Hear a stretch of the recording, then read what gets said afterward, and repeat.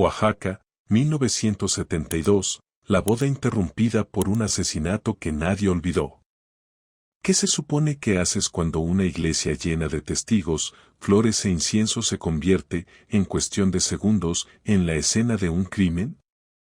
¿Cómo sigues respirando cuando el día que debía unir a dos familias termina manchado por una verdad que llevaba años escondida? Esta historia ocurrió en Santiago Matatlán, en el Valle Central de Oaxaca, una tierra donde el sol parece pegar más fuerte, donde el mezcal se respira como si fuera parte del aire, y donde los apellidos pesan tanto como las promesas. Quédate hasta el final, porque no solo vas a conocer qué pasó esa tarde de noviembre de 1972, sino también porque la persona que todos señalaban al principio no era, ni de cerca, la que más motivos tenía. Te llevarás la cronología completa, las miradas que nadie quiso interpretar, la carta que abrió una herida vieja y la confesión que terminó rompiendo a una familia para siempre. Y mientras avanzamos, quizá descubras algo incómodo, a veces lo que se esconde por proteger a los hijos puede destruirlos de una forma más cruel que la verdad. Si estas historias te atrapan, suscríbete y acompáñame en este recorrido. Y si puedes, deja un comentario con el estado o el país desde donde escuchas. Así este relato no se queda solo en Oaxaca, sino que viaja contigo. Ahora sí, vamos al inicio, cuando todo parecía una celebración y, al mismo tiempo, ya olía a despedida.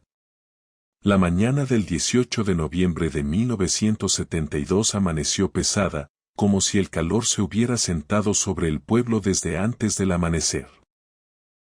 Santiago Matatlán despertó con el sonido de puertas de madera abriéndose, con el rumor de los primeros pasos sobre la piedra y con el olor del agave cocido que venía de los patios donde la gente trabajaba desde temprano.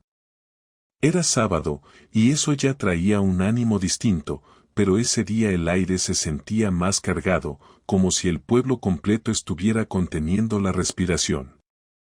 La boda de Sofía Velasco y Antonio Ruiz no era una boda cualquiera. En un lugar donde todos se saludan por nombre, donde la gente sabe quién fue tu abuelo y quién te vendió la primera bicicleta, un evento así se vuelve un asunto de todos. Y no por curiosidad, sino porque una unión entre apellidos importantes mueve más que sentimientos, mueve favores, deudas, negocios, silencios. Sofía tenía 23 años. Era la hija de don Humberto Velasco, el notario del pueblo, un hombre respetado a la vista, temido en el fondo. Su palabra podía arreglar una herencia, inclinar un pleito de tierras, cerrar una compra, abrir una sospecha. Era de esos hombres que sonríen con la boca, pero no con los ojos. En cambio Antonio tenía 27, era el hijo mayor de los Ruiz, dueños de la destilería más grande de mezcal de la región. Su familia trabajaba el agave como otros trabajan el pan, con rutina, con orgullo, con una disciplina que se hereda como una herramienta. Lo que estaba por ocurrir esa tarde era, para muchos, la alianza del año. Se decía en voz baja que llevaba meses negociándose, que había acuerdos escritos y acuerdos sin papel, promesas hechas entre tragos y otras hechas en la mesa, con la formalidad de quien firma un destino. La ceremonia se haría en la iglesia de San Mateo, a las 5 de la tarde. Después, la fiesta sería en el patio de la Hacienda Ruiz, con música y comida hasta que el cielo se aclarara de nuevo. Todo estaba diseñado para durar, para impresionar y para confirmar que en ese pueblo, quienes mandaban seguían mandando. Pero antes de que el primer invitado se acomodara en un banco, antes de que sonara la banda, ya había señales pequeñas de que esa boda no estaba sostenida por amor, sino por presión. Y las presiones, en un pueblo cerrado, a veces no estallan con gritos. Estallan con sangre. En la casa de los Velasco, frente a la plaza principal, la mañana se movía con un nerviosismo que no era el típico de una boda. Había tazas golpeando suavemente contra platos, pasos apurados por los pasillos, una puerta que se abría y se cerraba más veces de las necesarias. Sofía estaba en su habitación, mirando un espejo que parecía devolverle una versión de sí misma que no reconocía del todo. No era que se viera mal. Al contrario, cualquiera que la viera habría dicho que era una novia preciosa. El problema era la expresión. Esa mirada no era de ilusión. Era de alguien que se está obligando a caminar hacia algo de lo que quiere huir. En una esquina del cuarto colgaba el vestido blanco que había llegado desde la Ciudad de México, metido en una funda como si fuera un secreto. Encaje, una caída elegante, y ese brillo leve que da la tela nueva. Un vestido hecho para una historia feliz, aunque el cuerpo que iba a llevarlo no se sintiera dentro de esa historia. Sofía se tocó el cuello como si tuviera ahí un nudo invisible. Respiró, y el aire le supo a café y a miedo. Doña Catalina, su madre, entraba y salía cargando cosas pequeñas, un peine, un pañuelo, unos aretes que nunca terminaban de ser los adecuados. En realidad, estaba buscando excusas para no quedarse a solas con sus pensamientos. Cada vez que pasaba frente a su hija, la miraba como quien mira un reloj, preguntándose cuánto falta para que sea demasiado tarde. ¿Estás segura de esto, hija? Preguntó Catalina, y aunque ya lo había dicho varias veces, su voz esa vez traía algo más, una súplica que se escondía detrás de la pregunta. Sofía mantuvo la mirada en el espejo. No quería encontrarse con los ojos de su madre porque sabía que iba a quebrarse. Se tomó un segundo para contestar, como si la respuesta doliera en la lengua. Mamá, ya lo hablamos. Es lo mejor para todos. Catalina bajó la vista al piso, como si en las losetas pudiera encontrar una salida. Esa frase, lo mejor para todos, era la misma que se repetía en la casa desde que don Humberto anunció el compromiso. Lo mejor para todos, lo más conveniente, lo que conviene al apellido, lo que conviene al negocio, lo que evita la vergüenza. Pero Catalina conocía a su hija y sabía que había una diferencia terrible entre lo mejor para todos y lo mejor para ti. No siempre lo mejor para todos es lo mejor para ti, murmuró, sin fuerza para pelear más. Sofía no respondió. No porque no tuviera palabras, sino porque cualquier palabra la acercaba a la verdad que estaba tratando de tragarse. Catalina salió despacio, cerrando la puerta con cuidado, como si temiera que un golpe de madera pudiera romper lo poco que se sostenía. En la casa, de fondo, se escuchaban voces de tías y vecinas ayudando, comentando sobre el calor, sobre lo bonito que estaba el arreglo de flores, sobre lo bien que se veía el pueblo. Las voces hacían un ruido normal, de día festivo. Pero en el cuarto de Sofía había otro silencio, el de una decisión que no era suya. Mientras eso ocurría frente a la plaza, a unos 3 kilómetros, en la hacienda Ruiz el ambiente era distinto.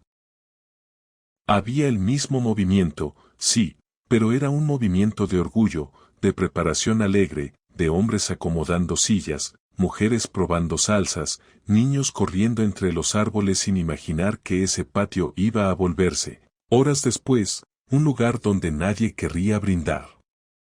Antonio se ajustaba el corbatín frente a un espejo. Su traje negro estaba planchado con perfección. Tenía las manos un poco sudadas, no por el calor únicamente, sino por la emoción. A diferencia de Sofía, Antonio sí creía en la posibilidad de un futuro. Había crecido viendo a su padre convertir a Gabe en prosperidad. Había escuchado 1000 veces que un hombre cumple lo que promete. Y se aferraba a la idea de que, aunque no fuera un amor de novela, el cariño podía nacer con el tiempo, como nacen las raíces de una planta cuando la tierra es buena. Conocía a Sofía desde niños. Habían estado en las mismas fiestas patronales, habían visto los mismos cohetes romper el cielo, habían compartido la misma sombra de los portales cuando el sol se ponía duro. No eran íntimos, pero Antonio recordaba a la niña de trenzas que se reía de forma discreta. Recordaba la voz de Sofía en el mercado pidiendo fruta. Y, en algún rincón del corazón, esperaba recuperar esa versión de ella, una que no se viera obligada a bajar la mirada. Entonces entró Rafael, su hermano menor, sin tocar. Rafael traía otro ritmo. No caminaba, entraba como quien invade. Tenía años estudiando administración en Puebla y regresaba al pueblo en temporadas, pero ese regreso lo había cambiado, traía ideas nuevas, inquietudes, una rebeldía que en el campo se vuelve peligrosa porque no sabe dónde descansar. Era impulsivo, y donde Antonio pensaba antes de hablar, Rafael hablaba para pensar. Se sirvió un trago de mezcal de una botella sobre el escritorio. El líquido cayó con ese sonido corto que en Oaxaca parece música cotidiana.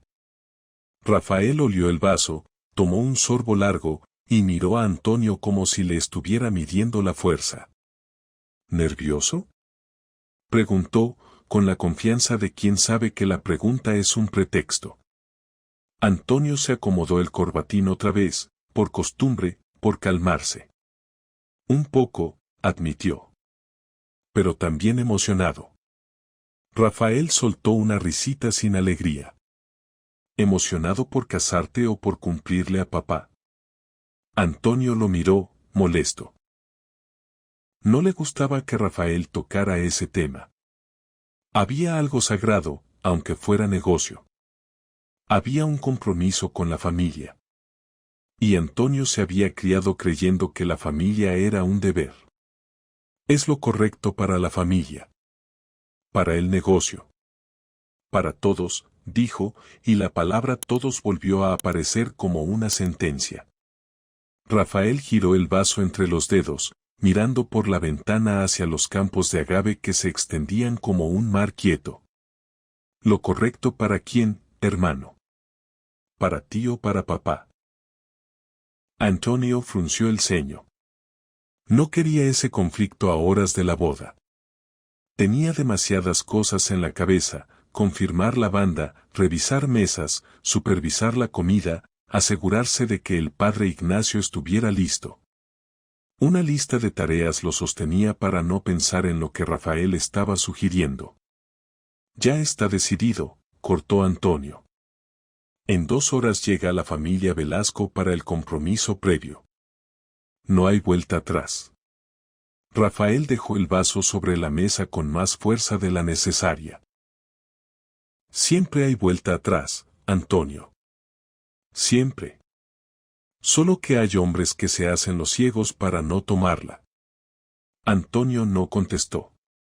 Miró hacia el patio, donde ya colgaban adornos y donde la gente preparaba todo. Pensó que Rafael solo buscaba provocar. Pero el gesto de su hermano, esa tensión en la mandíbula, esa forma de mirar como si esperara una tragedia, se le quedó pegada como un mal presentimiento. A medida que la tarde se acercaba, el calor se volvió casi insoportable. A las 3, el sol parecía caer de frente, como si no hubiera sombra suficiente en todo el valle. Y aún así, la gente empezó a llegar. Invitados de rancherías cercanas, compadres de Tlacolula, familiares de Oaxaca de Juárez, conocidos de la destilería, mujeres con sus vestidos de fiesta guardados para ocasiones grandes, hombres con guayaberas blancas y sombreros nuevos. Llegaban en camionetas cubiertas de polvo, en carretas, a pie, con niños jalándoles la mano y señoras abanicándose con cualquier cosa. En el pueblo, los vecinos se asomaban por las ventanas como si la procesión ya hubiera empezado. Un perro se tiró en medio de la calle, derrotado por el calor, y nadie lo movió. La gente pasaba alrededor como si el animal fuera una piedra más del camino. Había un rumor general: hoy se casan los Ruiz con los Velasco. Y ese rumor traía consigo otras palabras. Deudas, alianza, por fin, se arregló, se salvó. Cada quien lo interpretaba a su manera. En la iglesia de San Mateo, el padre Ignacio revisaba papeles. Tenía más de 60 años, y en ese pueblo su rostro era tan conocido como la fachada de Cantera Rosa. Había bautizado a Antonio y a Sofía, les había dado catecismo, había bendecido casas, había enterrado abuelos. Su vida estaba hecha de ceremonias. Pero esa boda lo inquietaba.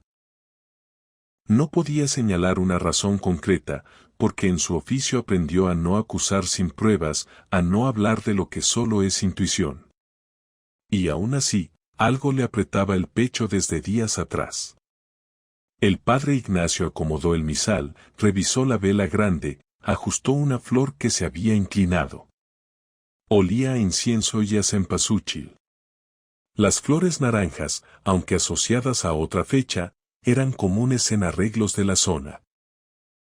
Había un silencio especial en la iglesia antes de que llegara la gente, un silencio que suele sentirse como paz. Ese día se sentía como advertencia. A las 4 de la tarde, la tradición local marcaba una ceremonia previa en casa de los Velasco, el intercambio de regalos y bendiciones, una formalidad que en Santiago Matatlán tenía el peso de un contrato social. Don Humberto había preparado todo con una meticulosidad casi obsesiva. Sobre la mesa había pan de yema, chocolate espeso y mezcal suficiente para que nadie dudara de la generosidad. Su esposa Catalina llevaba 3 días cocinando, mole negro, tlayudas, tasajo, cecina enchilada. No era solo comida, era un mensaje: aquí hay abundancia, aquí hay nivel, aquí merecemos estar a la altura de los Ruiz. A las 4 en punto, como si el reloj fuera juez, llegó la familia Ruiz. Don Macario Ruiz, el patriarca, era un hombre corpulento, de bigote espeso, manos callosas y una mirada que podía ser amable o dura según le conviniera. Tenía 52 años y se notaba en la postura de alguien que lleva décadas mandando. Llegó con doña Amalia, su esposa, con Antonio, con Rafael, y con canastas de mezcal, botellas especiales para la ocasión, y un collar de oro antiguo que había sido de la abuela Ruiz. Bienvenidos, compadres, saludó don Humberto con una sonrisa que parecía ensayada. Los hombres se abrazaron con la fuerza justa, demostrando cordialidad sin conceder debilidad. Era el tipo de abrazo donde se miden, donde se confirma quién está más firme, quién necesita más al otro. Luego se sentaron alrededor de la mesa. Sofía apareció con un vestido azul claro bordado a mano.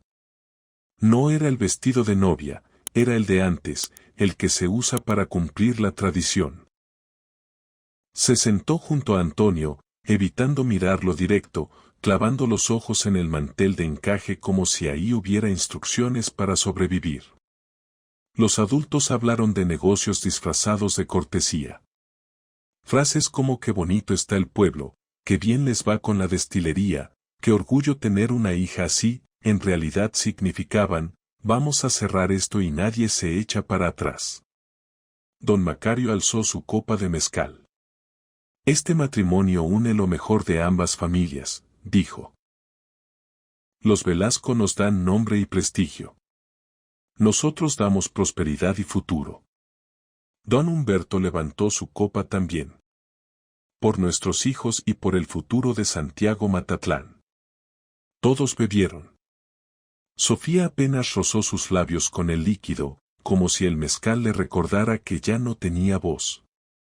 Fue entonces cuando ocurrió algo mínimo, una chispa que en ese momento pocos vieron y que después se volvería clave: la mirada entre Sofía y Rafael. Solo un segundo, pero suficiente para que el aire cambiara. Una complicidad silenciosa, un reconocimiento que no correspondía a simples conocidos. Ambos apartaron la vista rápido, como si la mirada les hubiera quemado. Doña Catalina lo notó. Y en su espalda se le erizó la piel, porque esa mirada era antigua, era humana, era de peligro.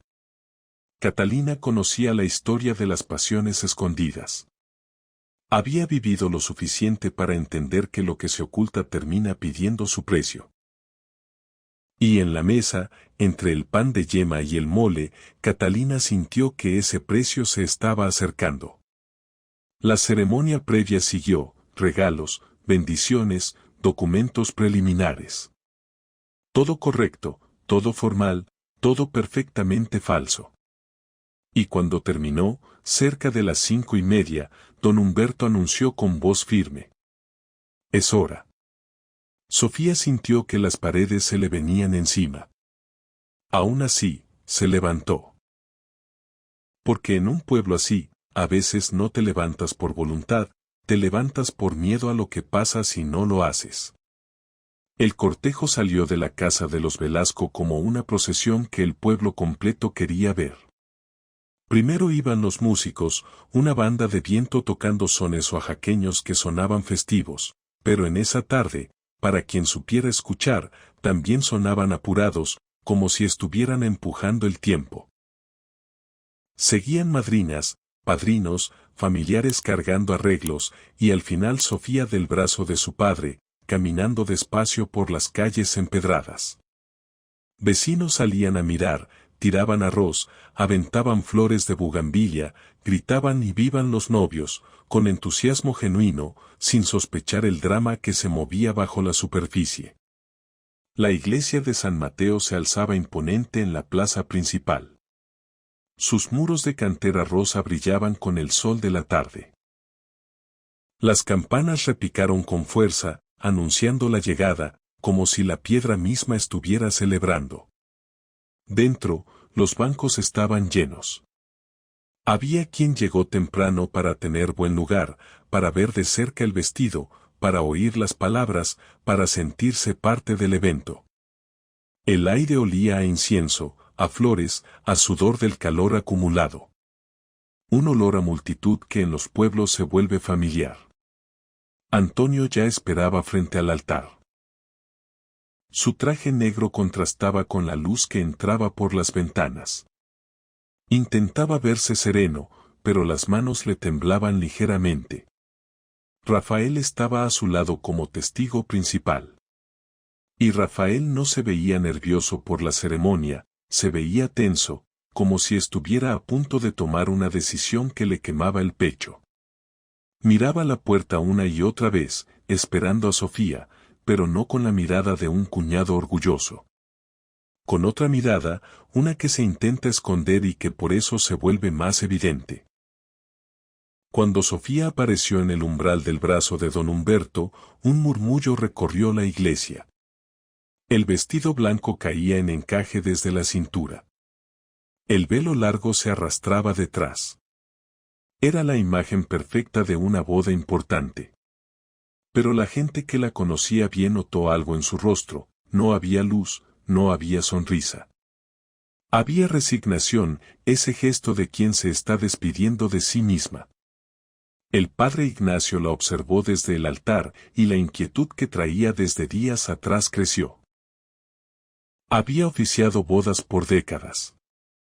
Sabía distinguir entre nervios y miedo. En ese pasillo central, con Sofía avanzando, el sacerdote sintió que estaba a punto de bendecir algo que no era unión, sino imposición.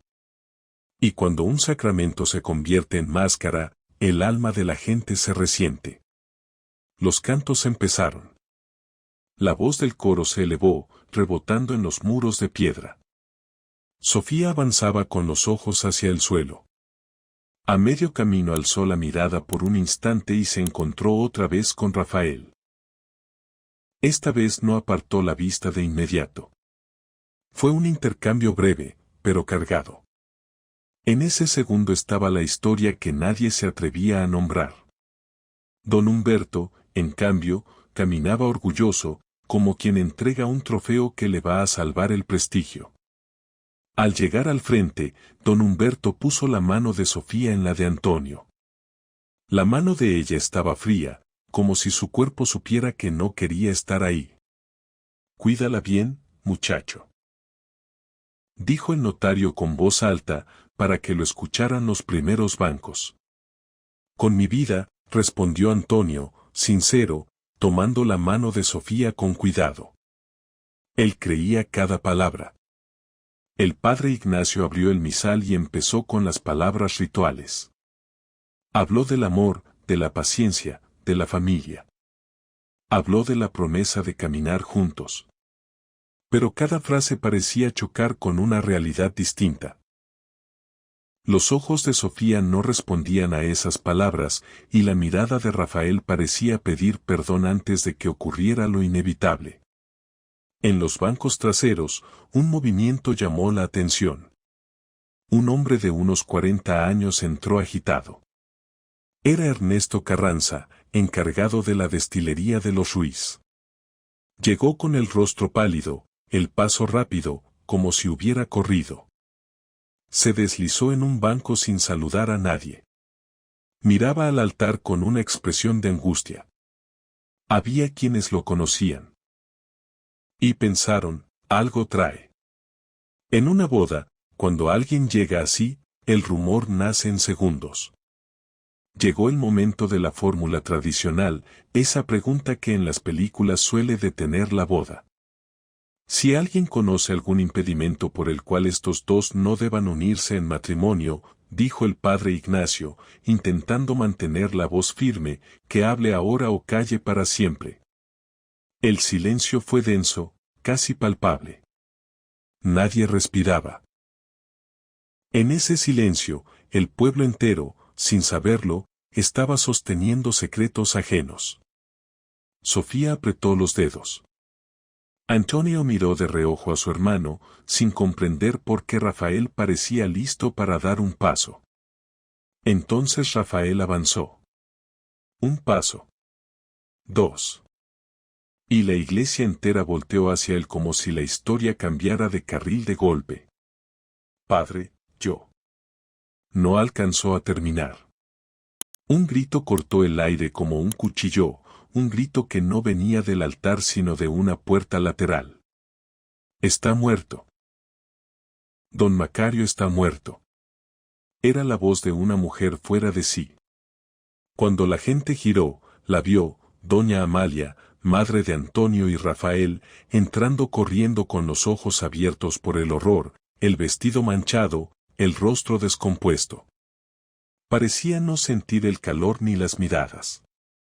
Solo el miedo. Mi esposo. Alguien mató a mi esposo. En segundos la iglesia se convirtió en caos. Sillas moviéndose, gente empujándose, mujeres rezando en voz alta, hombres tratando de entender. El padre Ignacio alzó las manos pidiendo calma, pero su voz se ahogó en la marea. Don Humberto gritó con autoridad. Que nadie salga. Hay que llamar a las autoridades. Demasiado tarde. Muchos ya estaban fuera, corriendo hacia la plaza, llevando la noticia como fuego. En un pueblo así, un asesinato no tarda en convertirse en leyenda. Y ese día, la leyenda empezó antes de que se dijera la primera palabra del sí, acepto. Antonio soltó la mano de Sofía y corrió hacia la puerta lateral. Rafael lo siguió, y con ellos varios hombres. El padre Ignacio intentó detenerlos, pidió que no tocaran nada, que esperaran. Nadie escuchó. Porque cuando un hijo escucha que su padre está muerto, el mundo entero deja de ser orden. La sacristía estaba detrás del altar, una habitación pequeña donde el sacerdote guardaba vestimentas y objetos sagrados. Al entrar, Antonio se detuvo en seco. Don Macario yacía en el suelo de piedra, boca arriba, con los ojos abiertos mirando al techo. Su guayabera blanca estaba empapada de sangre. Había heridas en el pecho y el abdomen, múltiples. A un lado, un cuchillo de monte con mango de madera, manchado. La escena era brutal en un lugar destinado a la fe. Antonio cayó de rodillas. Tomó la mano de su padre, ya fría, y repitió no, no, no como si la palabra pudiera deshacer la realidad. Rafael se quedó en el umbral. Su rostro era una mezcla confusa, shock, miedo, algo más difícil de leer. El padre Ignacio se persignó, murmurando oraciones. Don Humberto miró con ojo clínico. Observó las heridas, la sangre, el arma. Y dijo algo que hizo que el pánico se renovara. Esto fue hace poco. El asesino podría seguir aquí. La gente se miró con desconfianza. En un pueblo donde todos se conocen, la sospecha duele más. Y en esa iglesia, en esa tarde, la boda dejó de ser boda. Se volvió una cacería silenciosa. Si vas llegando hasta aquí, gracias por quedarte. Estas historias largas se disfrutan más cuando las vives completas. Si te está atrapando el relato, suscríbete y compártelo, porque lo que viene no es un rumor de pueblo, sino una investigación que va a sacar secretos viejos a la luz. En menos de una hora llegó el comandante Julio Medina desde Tlacolula, con 3 agentes. Era un hombre bajo, fornido, de bigote gris y mirada dura. No era de los que hablaban de más. Tenía años en la policía judicial y conocía la región, sus caminos, sus silencios. Cuando entró a la iglesia, el ambiente ya era un nudo de miedo y curiosidad. Los vecinos afuera se amontonaban, queriendo ver, queriendo saber. La noticia de mataron al rico atrae miradas como una luz atrae insectos. Nadie entra ni sale hasta que yo lo autorice, ordenó Medina, y su voz tuvo el peso de alguien acostumbrado a que lo obedezcan. Sus agentes acordonaron la sacristía como pudieron. En 1972, en zonas rurales, la investigación dependía más de ojos y oído que de laboratorios. No había pruebas modernas, no había aparatos sofisticados. Lo que había era intuición, experiencia, y la capacidad de notar cuando alguien miente porque su cuerpo no sabe sostener la mentira. Medina se arrodilló cerca del cuerpo de don Macario sin tocarlo. Contó heridas, 7 puñaladas en total. Examinó el cuchillo con cuidado visual. Miró las manos del muerto, como buscando señales de defensa. Luego se levantó y observó el entorno, la puerta, las telas, el lugar exacto donde cayó la sangre. Su silencio duró minutos que parecieron horas. Esto fue personal, dijo al fin. No fue robo. No le falta nada. Quien hizo esto lo conocía y lo odiaba. La familia fue llevada a la casa parroquial. El padre Ignacio, todavía temblando, trataba de consolar, pero era imposible. Doña Amalia lloraba sin parar, sostenida por 2 mujeres. Antonio estaba sentado mirando al vacío, en shock, como si su alma se hubiera quedado junto al cuerpo de su padre. Rafael caminaba de un lado a otro, como animal encerrado. Sofía se había quitado el velo y estaba en un rincón con su madre. Por primera vez en el día, Sofía parecía sentir algo genuino. No era alivio. Era horror. Esto es una pesadilla, susurró Sofía, y Catalina le apretó la mano. Pero Catalina no podía dejar de mirar a Rafael cada vez que pasaba. Esa mirada de antes, la de la mesa, ahora se mezclaba con sangre. Y Catalina sintió, con una claridad terrible, que esa boda estaba conectada con un secreto que iba a salir a la fuerza. El comandante Medina comenzó interrogatorios individuales en el despacho del padre Ignacio. No perdía tiempo. Llamó primero a doña Amalia. La ayudaron a entrar. Tenía el rostro manchado de lágrimas y el pañuelo apretado en la mano como si fuera un salvavidas. Señora Ruiz, dijo Medina con voz firme pero sin crueldad, necesito que me cuente exactamente qué vio. Amalia tragó saliva. El silencio en esa habitación tenía el peso de una sentencia. Yo estaba sentada en la iglesia, empezó. Macario se levantó, dijo que necesitaba hablar con el padre Ignacio, algo importante.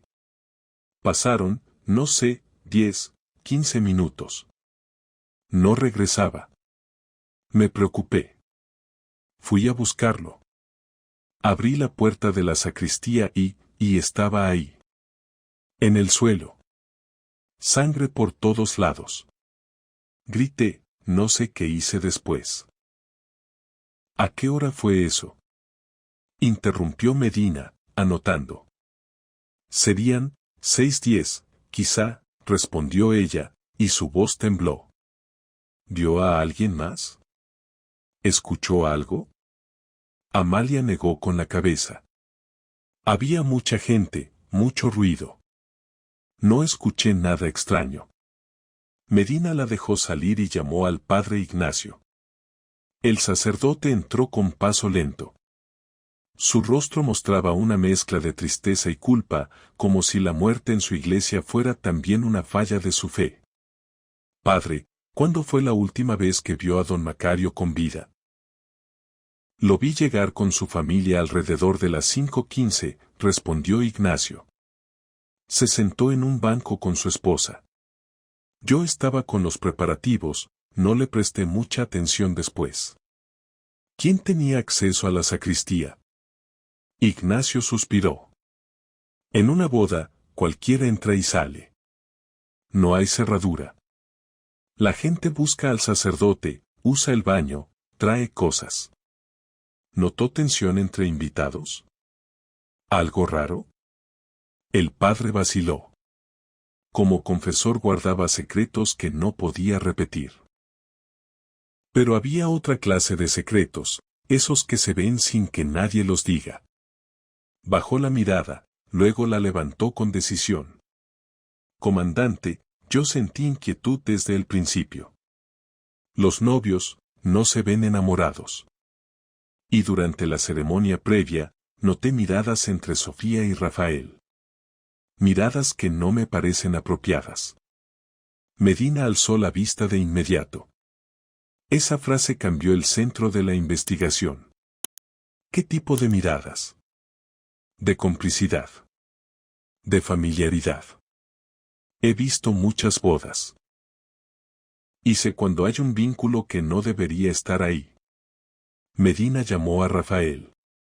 El joven entró con la postura rígida. Tenía el cigarro sin encender en la mano, como si no supiera qué hacer con sus dedos. Don Rafael, ¿dónde estaba usted entre las 5:30 y las 6:10? En la iglesia, junto a mi hermano, esperando, dijo rápido. ¿En todo momento? Rafael dudó un segundo de más. Salí un momento, como 5 minutos antes de que llegara Sofía. Necesitaba aire. Hacía mucho calor. ¿Alguien lo vio? No sé.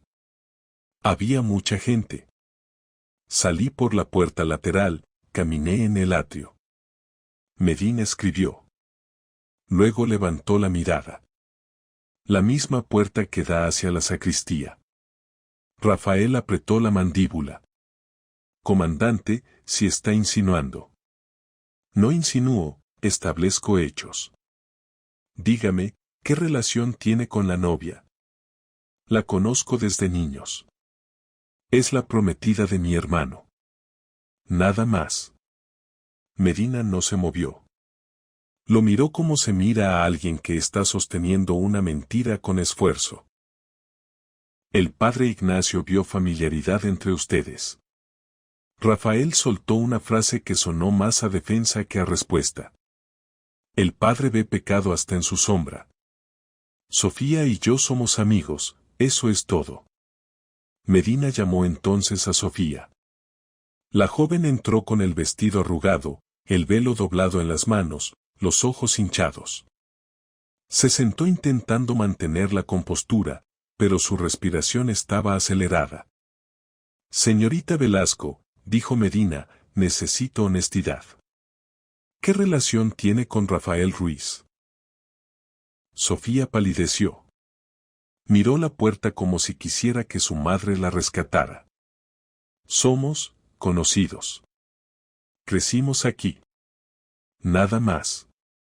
Medina no la presionó con gritos. La presionó con silencio. Ese silencio que obliga a llenar el espacio con verdad. Pasaron segundos. Sofía bajó la mirada. Y cuando habló, su voz se quebró. Rafael y yo, nos hemos visto en secreto 6 meses.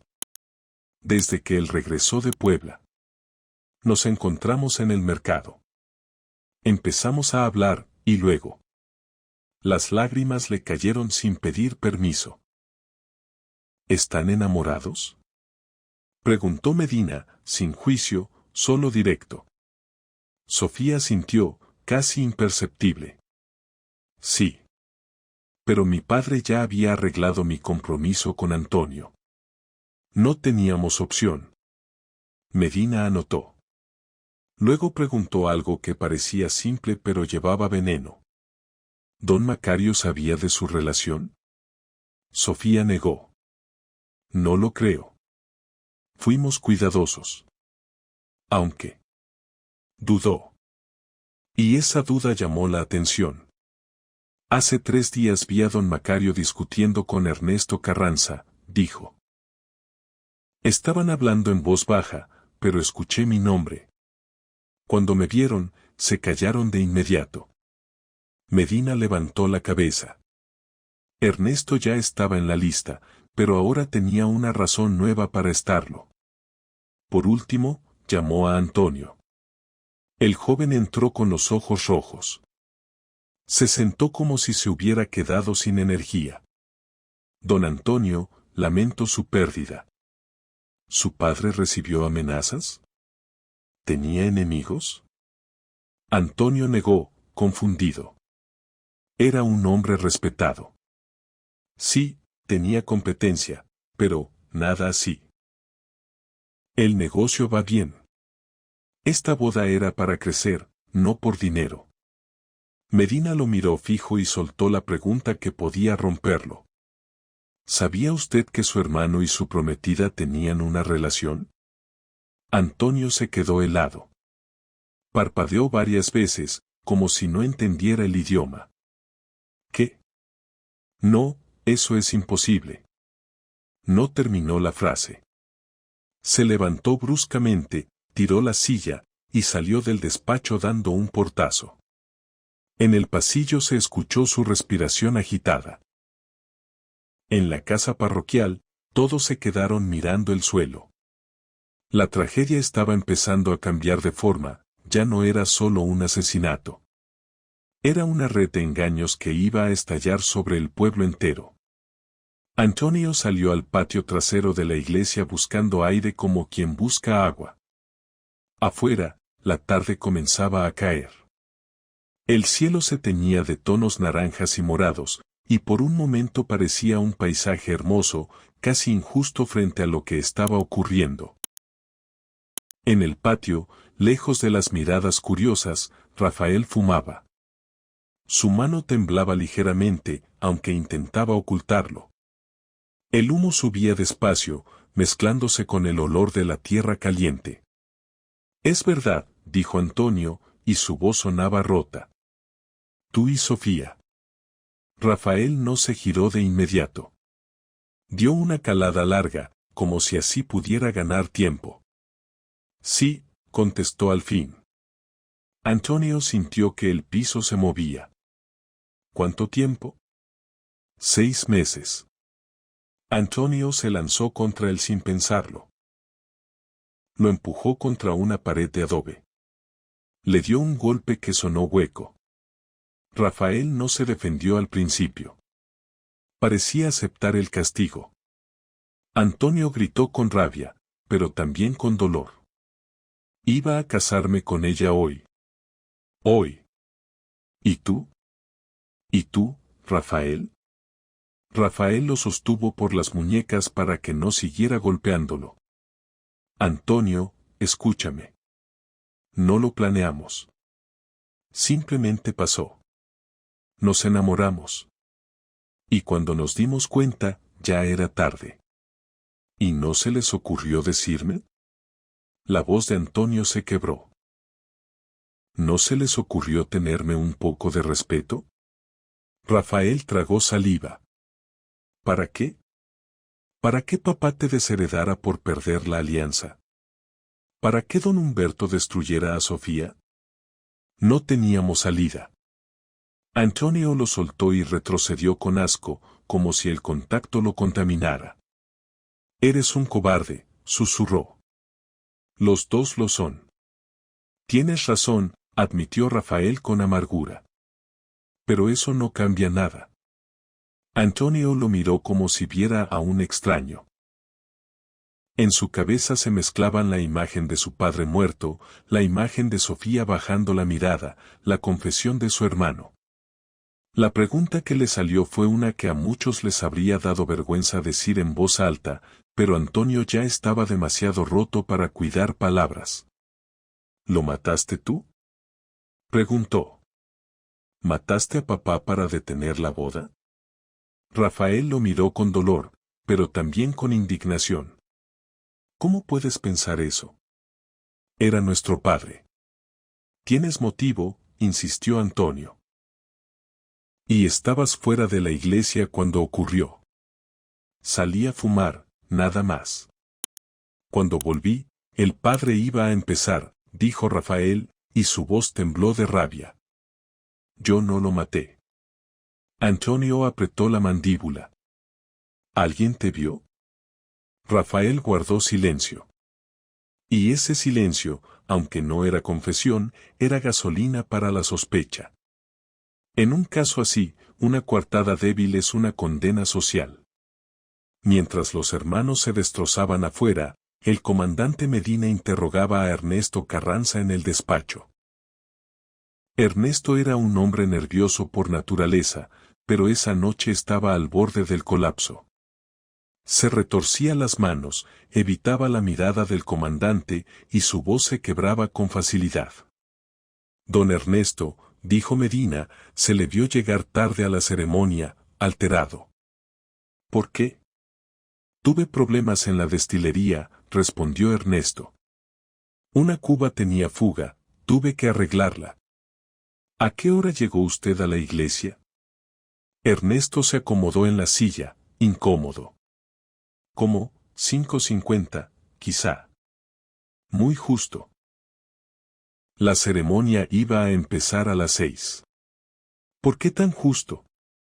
Ernesto se tragó la saliva. Pensé que me daba tiempo. Medina fue directo al punto que Sofía había mencionado. Sofía Velasco dice que lo vio discutiendo con don Macario hace 3 días. ¿De qué hablaban? Ernesto perdió el color. Sus labios se abrieron, pero tardó en salir la voz. De negocios. Medina no se movió. ¿Qué negocios? Ernesto bajó la cabeza. Y entonces, como si ya no pudiera sostener la mentira, lo dijo en un susurro. Don Macario descubrió irregularidades en los libros de contabilidad. Medina se inclinó ligeramente hacia adelante. ¿Qué irregularidades? Ernesto se cubrió el rostro con las manos. Yo, he estado desviando dinero. No mucho, solo lo suficiente para. Medina esperó. El silencio obligó a Ernesto a continuar. Mi hijo está enfermo, dijo con la voz quebrada. Necesita tratamiento en la Ciudad de México. No tenía otra opción. ¿Cuánto dinero? Como 20,000 pesos en 2 años. Confesó Ernesto, y esa suma en 1972 era enorme. Medina tomó nota. Luego preguntó. ¿Don Macario lo confrontó? Ernesto asintió. Me dijo que tenía evidencia, que me iba a exponer después de la boda. Que no quería arruinar la celebración de su hijo, pero que yo debía pagar. Medina lo miró con una frialdad que no era crueldad, era método. Eso suena como un móvil para matar, don Ernesto. Ernesto alzó la cabeza de golpe. Yo no lo maté. Estaba desesperado, sí, pero... Don Macario era duro, pero justo. Si me descubrió fue por mi culpa. Yo no soy asesino. ¿Dónde estaba usted entre las 5:30 y las 6:10? En la destilería, respondió Ernesto. Arreglando la fuga. Puede preguntarle a mis trabajadores. Medina anotó que debía verificar esa coartada. Y mientras tanto, afuera, don Humberto Velasco observaba desde las sombras. Había algo en ese hombre que no soportaba perder el control. Su reputación, su arreglo, su salvación económica estaban en riesgo. Y don Humberto no era de los que se quedaban quietos cuando el plan se les desmoronaba. Entró al despacho sin ser invitado. Comandante Medina, dijo con voz firme, creo que está perdiendo el tiempo. Es obvio quién mató a don Macario. Medina alzó una ceja. Así. Ilumíneme. Rafael Ruiz, escupió don Humberto. Estaba enamorado de mi hija. No quería esta boda. Estuvo fuera de la iglesia en el momento exacto. Es impulsivo. El tipo perfecto para un acto pasional. Medina lo miró con calma, sin intimidarse por el título de notario. O podría ser usted, respondió. Usted acaba de enterarse de una relación que podía arruinar el matrimonio ventajoso que arregló. Y según he investigado, usted necesita esta boda para cubrir deudas de juego en Oaxaca de Juárez. Don Humberto palideció. ¿Cómo se atreve? Hago mi trabajo, dijo Medina. Y mi trabajo es no descartar a nadie por posición social. En ese momento, un agente entró apresurado. Comandante, encontramos algo. Los condujo a la sacristía. El cuerpo ya había sido movido con cuidado. En el bolsillo interior del saco de don Macario habían encontrado una carta doblada. Medina la abrió y leyó en voz alta, con la seriedad de quien sabe que cada palabra puede cambiarlo todo. Macario, si continúas con este matrimonio, revelaré la verdad sobre lo que pasó en 1965. Sé lo que hiciste aquella noche en la destilería y sé que nunca pagaste por ello. Detén esta boda o tu familia sufrirá las consecuencias. La carta no estaba firmada. Pero la letra era clara, educada, de alguien que sabía escribir bien. No era una nota de cantina. Era una amenaza pensada. ¿Qué pasó en 1965? Preguntó Medina, mirando a todos. Nadie respondió de inmediato. Fue el padre Ignacio quien habló, con voz temblorosa.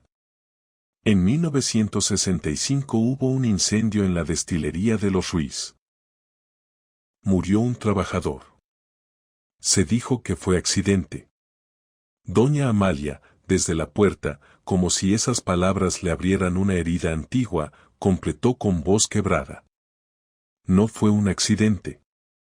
Yo siempre supe que mi esposo escondía algo. Durante años soñaba con ese hombre. Rodrigo Méndez. El nombre cayó como piedra. Y el aire se volvió más frío, aunque afuera el calor seguía. Porque cuando un pueblo escucha un nombre del pasado, un nombre asociado a culpa, sabe que la historia no terminó. Solo estaba esperando el momento correcto para volver. Rodrigo Méndez. Ese nombre empezó a circular en la casa parroquial como un susurro que se convertía en murmullo, y el murmullo en certeza. En un lugar donde todo se sabe, el pasado no se entierra, se guarda en cajas, en conversaciones, en miradas. El comandante Medina ordenó a sus agentes investigar el incendio de 1965, pero también dijo algo más, que buscaran a la familia de Rodrigo. Si esa carta era real, si esa amenaza venía de alguien herido, entonces el crimen podía ser la culminación de un rencor de años. Encontrar a los Méndez no fue difícil. Rodrigo había dejado viuda, Beatriz, y 2 hijos. La hija se había ido a Veracruz años atrás, el hijo seguía cerca, viviendo en las afueras de Santiago Matatlán. Su nombre era Tomás Méndez. Tenía 37 años en 1972, edad suficiente para cargar décadas de resentimiento sin que se le notara en la cara, pero sí en los ojos. Tráiganlo, ordenó Medina. Y tráiganlo ya.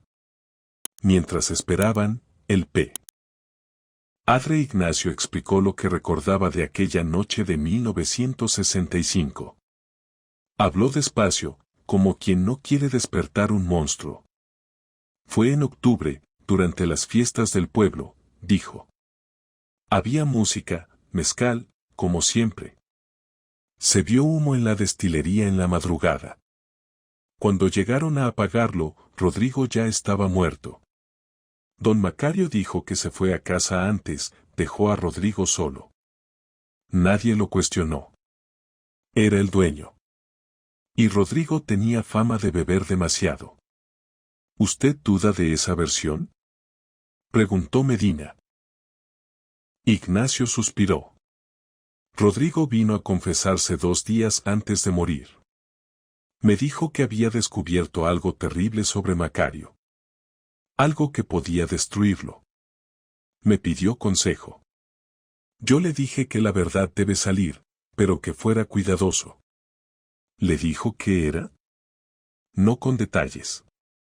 Habló de documentos falsos, de tierras robadas a campesinos que no sabían leer.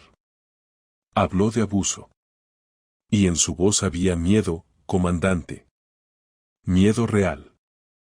Ese dato encendió más cosas. Don Macario no solo era rico. Había construido parte de su poder en un sistema donde quien sabe firmar y quien sabe leer gana. Un sistema donde los papeles son armas. Tomás Méndez llegó alrededor de las 9 de la noche, escoltado por 2 agentes. Era alto, delgado, con el rostro curtido por el sol. Vestía pantalón de mezclilla gastado y camisa remendada. Sus manos callosas temblaban ligeramente, no de miedo, sino de rabia contenida. En el despacho se sentó frente a Medina sin bajar la mirada. No tenía el respeto que el pueblo le tenía a un comandante, tenía el cansancio de alguien que ha vivido con injusticia. Don Tomás, empezó Medina, ¿sabe por qué está aquí? Por lo de don Macario, respondió. Ya me enteré. Todo el pueblo habla. ¿Dónde estaba usted hoy entre las 5 y las 6? Tomás apretó la mandíbula. En mi casa. Vivo solo. Nadie lo confirma. Medina asintió. No se sorprendía. En el campo, vivir solo no es raro, pero sí es un problema para una investigación. Sabía que había boda. Todo el mundo sabía, dijo Tomás. No me invitaron, obviamente. ¿Por qué obviamente? Tomás soltó una risa seca, sin humor. Porque mataron a mi padre y nunca pagaron por ello. La frase se quedó en el aire. Medina anotó. Luego preguntó. El incendio de 1965 se declaró accidente. Fue asesinato, dijo Tomás, y su voz llenó la habitación. Mi padre conocía esa destilería. Jamás se habría quedado dormido junto a las cubas. ¿Y las quemaduras? El doctor me dijo en secreto que parecían defensivas, como si se hubiera protegido de alguien. ¿Por qué no denunció? Tomás lo miró como si la pregunta fuera ingenua. ¿A quién? El comandante de entonces era compadre de don Macario. El juez le debía favores. Los Ruiz controlaban todo. Yo tenía 18 años. Sin dinero, sin influencia, nadie escucha. Medina lo estudió. Entonces esperó 27 años para vengarse. Tomás sostuvo la mirada. He soñado con hacerlo 1000 veces. Pero no fui yo. Medina sacó la carta encontrada en el bolsillo de don Macario. Esta carta menciona 1965. Usted la escribió. Tomás guardó silencio un momento. Luego asintió. Sí. La escribí hace una semana y la dejé en el buzón de la Hacienda Ruiz. ¿Por qué ahora? Preguntó Medina. ¿Por qué en este momento? ¿Qué le importaba la boda de Antonio Ruiz? Tomás respiró hondo, como si ese aire le pesara. No me importa con quién se case. Me importaba el momento. Todos los ojos del pueblo estaban en ellos. Pensé que si revelaba la verdad ahora, por fin alguien tendría que escuchar. Y porque hace 2 meses encontré pruebas. ¿Qué pruebas? Tomás se acomodó en la silla, como preparándose para contar algo que había cargado en secreto. Mi madre murió el año pasado. Revisando sus cosas encontré una caja escondida. Ahí había cartas y documentos que mi padre guardó. Copias de documentos falsos con los que don Macario se adueñó de tierras, incluidas las de mi familia. Y una carta de mi padre a don Macario, pidiéndole que rectificara. Pidiéndole que devolviera lo robado. ¿Tiene esos documentos? Preguntó Medina, y su tono ya no era solo investigador, era la voz de alguien que sabe que eso puede mover al Estado entero. Los tengo escondidos, respondió Tomás. No soy tonto. Si los Ruiz se enteran, me matan. Medina consideró la información. La amenaza, el rencor, la falta de coartada. Todo apuntaba a Tomás. Estaba a punto de ordenar su arresto cuando un agente entró corriendo, agitado.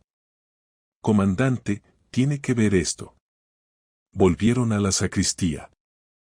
Entre los objetos personales de don Macario encontraron una libreta pequeña, un cuaderno que llevaba en el bolsillo del pantalón. Sorprendía que estuviera limpio, sin sangre.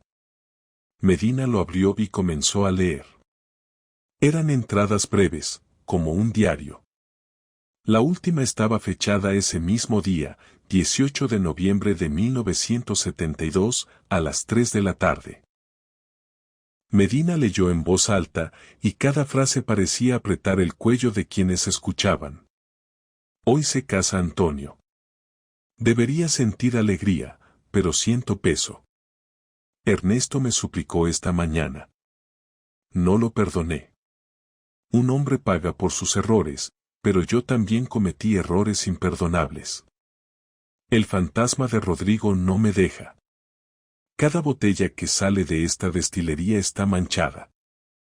He decidido que después de la boda confesaré todo. Devolveré las tierras, compensaré a la familia Méndez y aceptaré consecuencias. Es tiempo de hacer las paces, antes de que sea demasiado tarde. El silencio fue absoluto.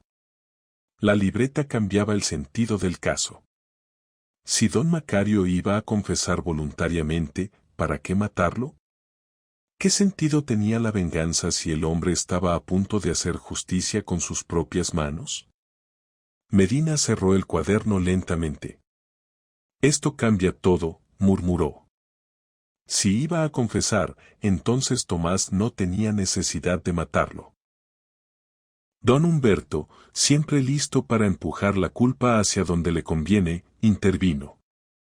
A menos que Tomás no supiera de esas intenciones.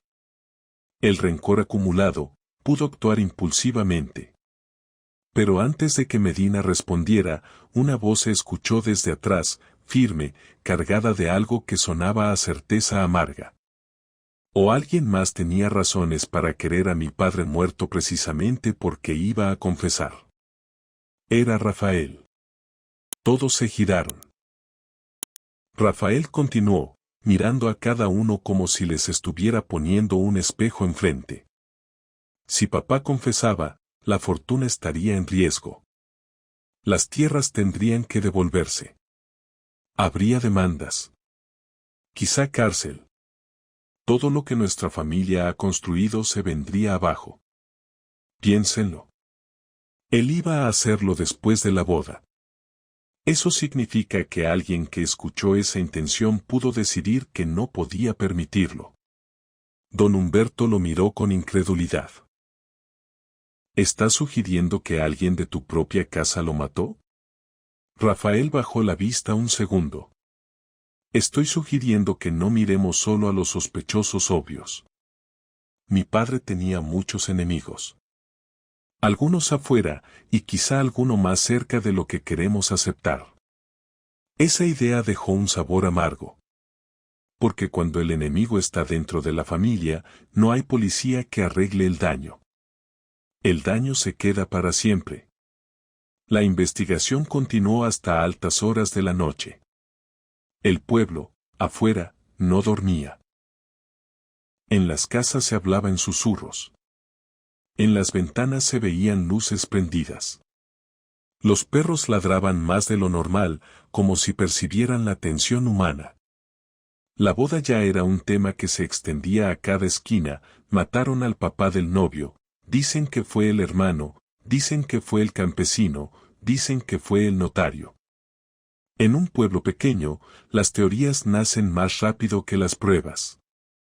El comandante Medina, frustrado por la complejidad, decidió reconstruir la cronología exacta. Mandó traer a todos los que habían estado en la iglesia y los interrogó uno por uno sobre dónde estaban entre las 5 y las 6. Era la hora crucial. Una hora que, vista desde fuera, parece corta. Pero en un crimen, un minuto puede ser un mundo.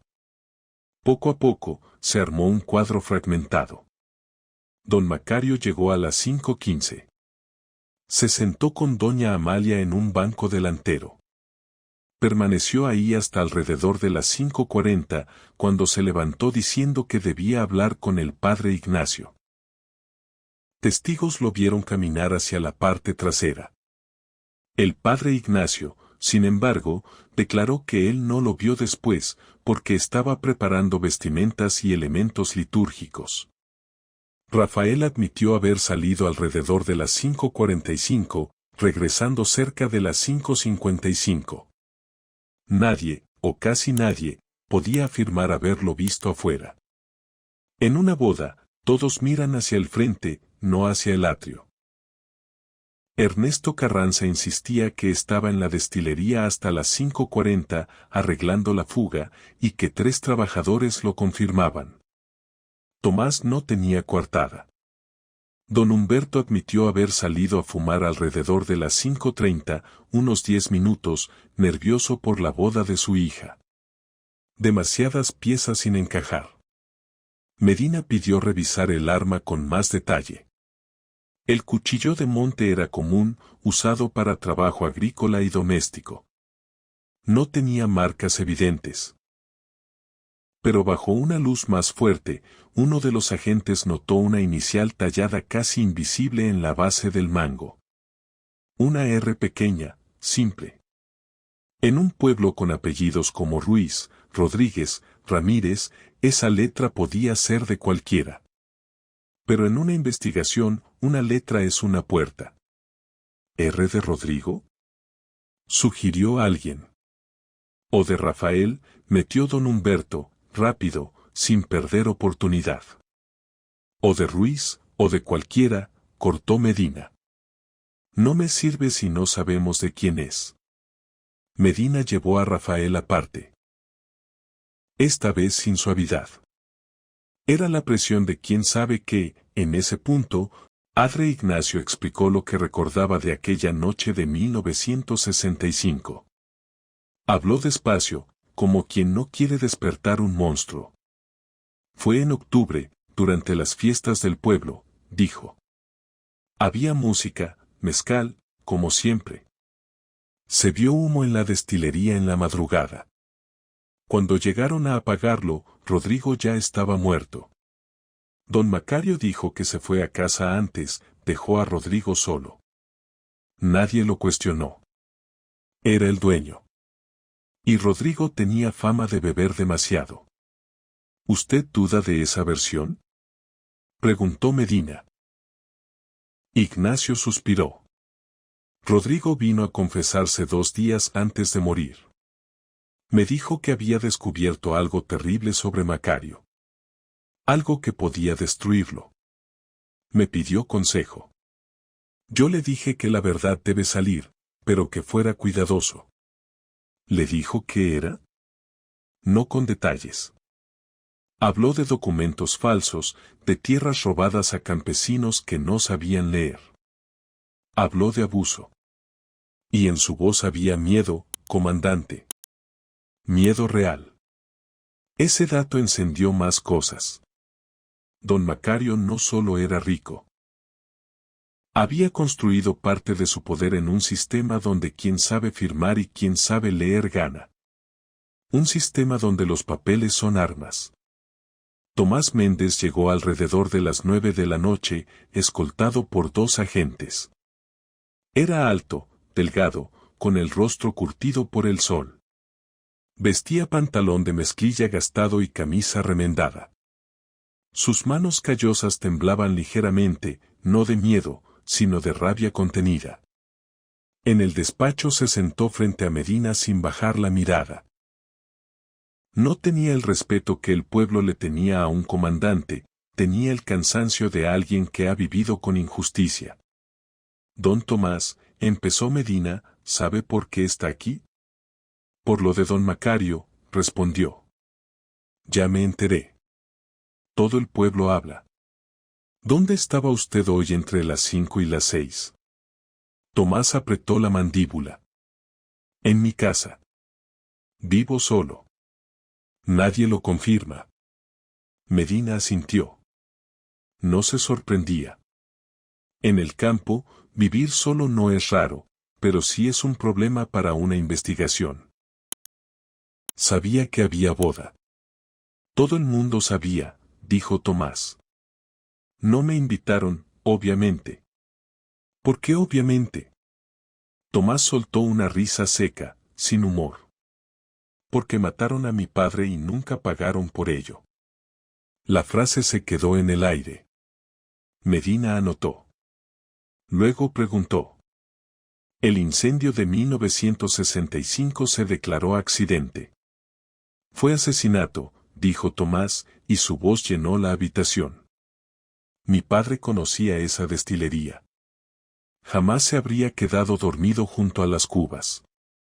¿Y las quemaduras? El doctor me dijo en secreto que parecían defensivas, como si se hubiera protegido de alguien.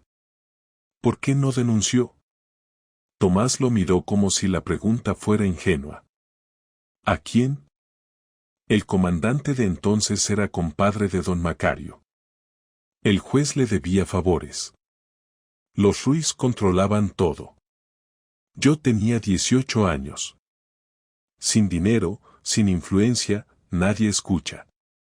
Medina lo estudió. Entonces esperó 27 años para vengarse. Tomás sostuvo la mirada. He soñado con hacerlo 1000 veces. Pero no fui yo. Medina sacó la carta encontrada en el bolsillo de don Macario. Esta carta menciona 1965. Usted la escribió. Tomás guardó silencio un momento. Luego asintió. Sí. La escribí hace una semana y la dejé en el buzón de la Hacienda Ruiz. ¿Por qué ahora? Preguntó Medina. ¿Por qué en este momento? ¿Qué le importaba la boda de Antonio Ruiz? Tomás respiró hondo, como si ese aire le pesara. No me importa con quién se case. Me importaba el momento. Todos los ojos del pueblo estaban en ellos. Pensé que si revelaba la verdad ahora, por fin alguien tendría que escuchar.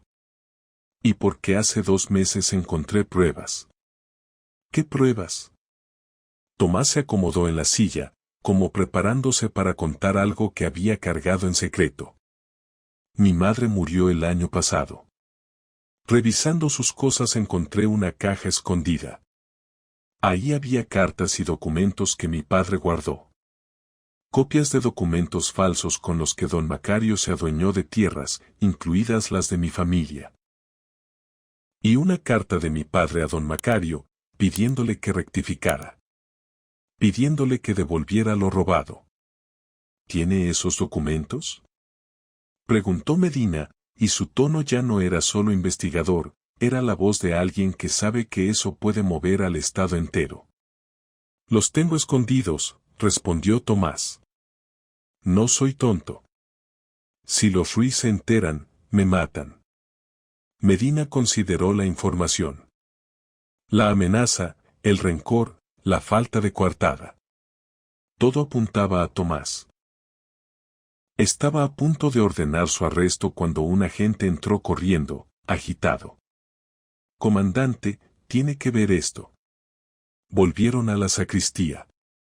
Entre los objetos personales de don Macario encontraron una libreta pequeña, un cuaderno que llevaba en el bolsillo del pantalón. Sorprendía que estuviera limpio, sin sangre. Medina lo abrió y comenzó a leer. Eran entradas breves, como un diario. La última estaba fechada ese mismo día, 18 de noviembre de 1972, a las 3 de la tarde. Medina leyó en voz alta, y cada frase parecía apretar el cuello de quienes escuchaban. Hoy se casa Antonio. Debería sentir alegría, pero siento peso. Ernesto me suplicó esta mañana. No lo perdoné. Un hombre paga por sus errores, pero yo también cometí errores imperdonables. El fantasma de Rodrigo no me deja. Cada botella que sale de esta destilería está manchada. He decidido que después de la boda confesaré todo. Devolveré las tierras, compensaré a la familia Méndez y aceptaré consecuencias. Es tiempo de hacer las paces, antes de que sea demasiado tarde. El silencio fue absoluto. La libreta cambiaba el sentido del caso. Si don Macario iba a confesar voluntariamente, ¿para qué matarlo? ¿Qué sentido tenía la venganza si el hombre estaba a punto de hacer justicia con sus propias manos? Medina cerró el cuaderno lentamente. Esto cambia todo, murmuró. Si iba a confesar, entonces Tomás no tenía necesidad de matarlo. Don Humberto, siempre listo para empujar la culpa hacia donde le conviene, intervino. A menos que Tomás no supiera de esas intenciones. El rencor acumulado, pudo actuar impulsivamente. Pero antes de que Medina respondiera, una voz se escuchó desde atrás, firme, cargada de algo que sonaba a certeza amarga. O alguien más tenía razones para querer a mi padre muerto precisamente porque iba a confesar. Era Rafael. Todos se giraron. Rafael continuó, mirando a cada uno como si les estuviera poniendo un espejo enfrente. Si papá confesaba, la fortuna estaría en riesgo. Las tierras tendrían que devolverse. Habría demandas. Quizá cárcel. Todo lo que nuestra familia ha construido se vendría abajo. Piénsenlo. Él iba a hacerlo después de la boda. Eso significa que alguien que escuchó esa intención pudo decidir que no podía permitirlo. Don Humberto lo miró con incredulidad. ¿Estás sugiriendo que alguien de tu propia casa lo mató? Rafael bajó la vista un segundo. Estoy sugiriendo que no miremos solo a los sospechosos obvios. Mi padre tenía muchos enemigos. Algunos afuera, y quizá alguno más cerca de lo que queremos aceptar. Esa idea dejó un sabor amargo. Porque cuando el enemigo está dentro de la familia, no hay policía que arregle el daño. El daño se queda para siempre. La investigación continuó hasta altas horas de la noche. El pueblo, afuera, no dormía. En las casas se hablaba en susurros. En las ventanas se veían luces prendidas.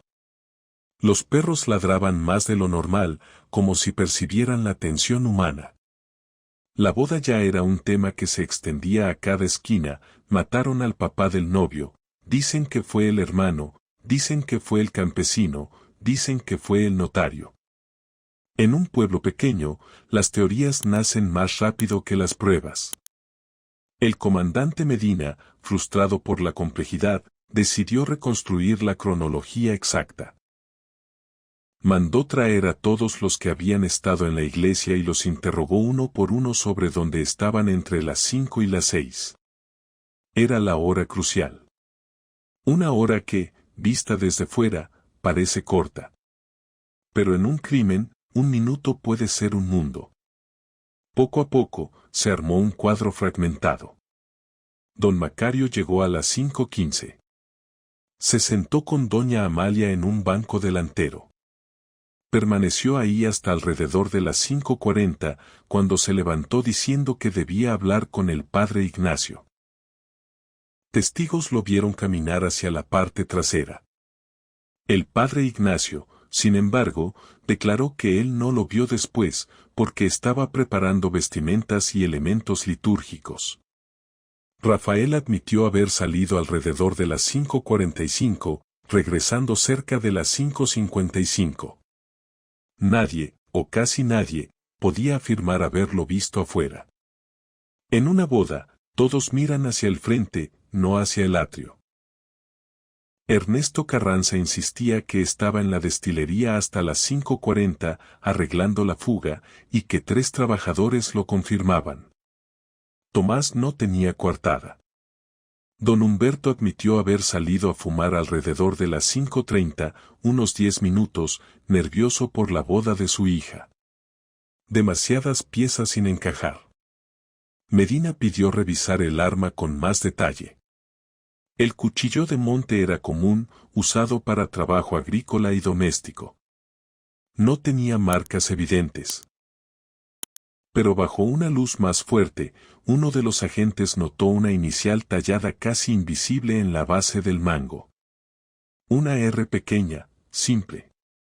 En un pueblo con apellidos como Ruiz, Rodríguez, Ramírez, esa letra podía ser de cualquiera. Pero en una investigación, una letra es una puerta.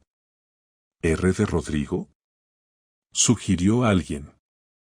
O de Rafael, metió don Humberto, rápido, sin perder oportunidad. O de Ruiz, o de cualquiera, cortó Medina. No me sirve si no sabemos de quién es. Medina llevó a Rafael aparte. Esta vez sin suavidad. Era la presión de quien sabe que, en ese punto, debe provocar una reacción auténtica. Rafael, su coartada es débil, dijo. Nadie lo vio afuera. Usted tenía motivo por la relación con Sofía. Y tuvo acceso al área. Necesito que me ayude a entender de quién es este cuchillo. Rafael miró el cuchillo por primera vez con atención real. Y su expresión cambió. No fue actuación. Fue reconocimiento.